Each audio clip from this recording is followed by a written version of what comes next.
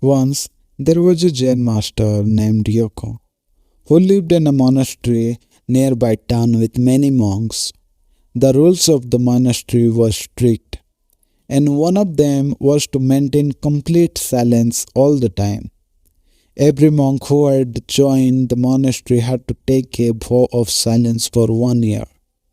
After completing 1 year of silence, the young monks were allowed to speak only 2 words during this time. Yoko witnessed a young monk who constantly complained about the hard ground he was sleeping on and the sticky food he was getting. The young monk continued to complain after completing 2 years of silence.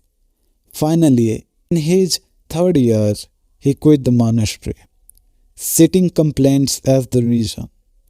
The head monk of the monastery called the young monk and pointed out that his constant complaining had prevented him from achieving his spiritual goals.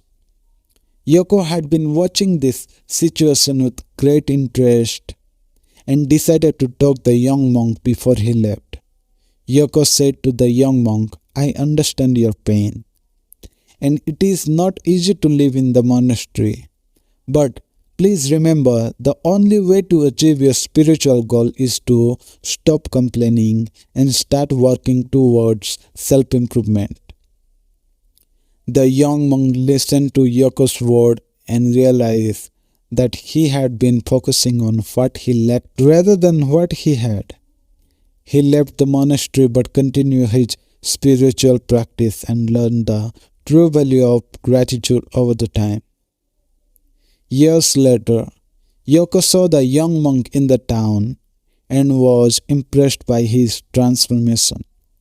The young monk had achieved a level of enlightenment that Yoko had not seen in any other monks.